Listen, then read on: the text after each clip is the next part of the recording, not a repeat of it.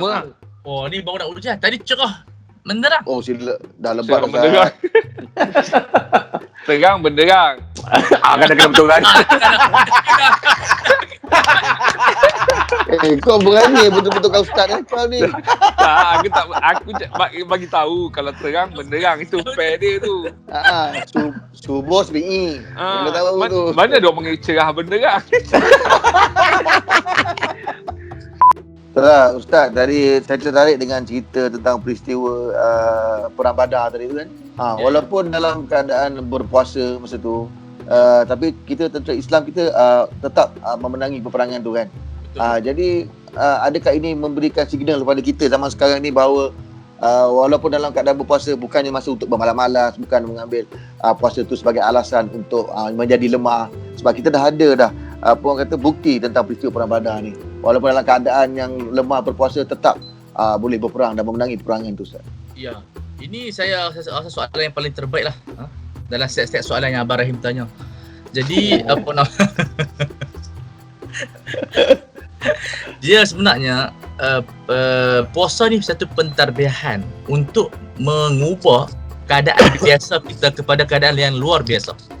Mungkin hari pertama, hari kedua, hari ketiga kita letih. Sebab macam kita ni setiap perubahan tempat kita akan ada sedikit suasana yang kita ambil masa. Kalau kita pergi overseas, kita duduk musim sejuk, kita tak biasa dengan sejuk tu, kita akan demam, kita akan sesemua. Betul. Tapi bila kita duduk bertahun-tahun dalam negara itu, kita hanya pakai baju yang nipis saja ataupun tidak terlampau tebal. Seperti mana pelancong-pelancong datang tempat sejuk, dia pakai tebal sungguh. Adapun orang tempatan biasa saja. So sebenarnya puasa ini cuba melatih kita menjadi pendekar. Untuk masa seminggu kita letih, tapi bila kita dah biasa dengan puasa, insya-Allah keletihan itu menjadi tenaga kepada kita. Kita dah tak letih dah. Itu satu proses yang biasa. Mana-mana perubahan dia akan mengambil masa sedikit, kemudian kita akan terbiasa, akhirnya kita menjadi hebat. Maksud dia akan menjadikan kita walaupun lapar, kita tahu macam mana nak menguruskan tenaga.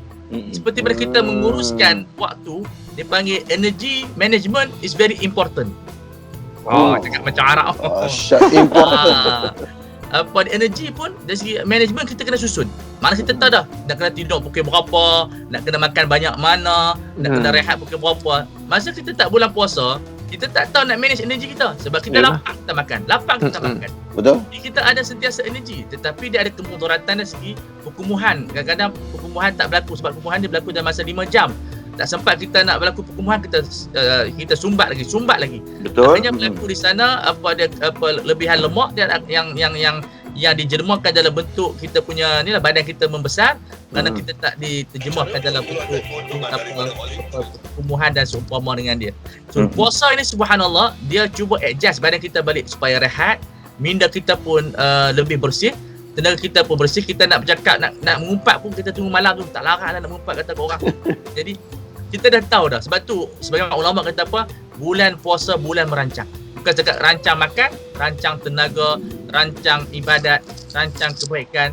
Dan ini di antara benda yang kita ambil semangat Al-Badrul Kubra, macam mana Nabi boleh menguruskan tenaga untuk berperang dalam keadaan mereka sedikit, hanya 300 orang tentera saja. Jadi ini yang kita katakan bila kita baca sejarah, sejarah itu adalah satu bekas yang menghimpunkan pahit dan manis, yang menghimpunkan kejayaan dan juga kekalahan yang boleh kita pelajari daripada sejarah. Siapa yang tidak mendalami sejarah, dia tidak mampu membuka pintu sejarah. Ustaz nak tanyalah, saya ambil petikan daripada satu ayat tu yang bermaksud, hai orang beriman, diwajibkan atas kamu berpuasa seperti mana diwajibkan atas orang sebelum kamu supaya kamu bertakwa. Betul tak? Ya, betul. Tapi saya nak tanya Ustaz, macam mana agaknya orang-orang terdahulu menyambut Ramadan atau berpuasa? Adakah sama atau ada sedikit perbezaan mengikut keadaan situasi pada ketika itu? Dia berlainan Abang Rahim sebab dulu mereka tidak berpuasa di bulan Ramadan. Sebelum pensyariatan Ramadan, puasa ni berlaku pada tiap-tiap bulan, iaitu 3 hari sebulan yang berlaku pada dipanggil Ayyamul Bid, 11, 12, 13. Masa bulan tengah mengambang tu dia putih, dia panggil langit putih. Ataupun 12, 13, 14 ataupun 13, 14, 15.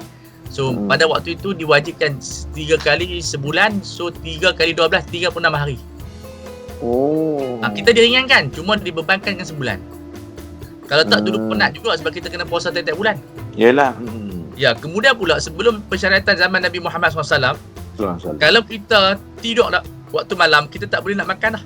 Katalah kita baring depan Isyak, kita bangun pukul 11, tak boleh makan dah. Teruk tu. Sebab ada sahabat, mereka balik kerja teruk, so tertidur waktu maghrib. Dah lah tak buka puasa.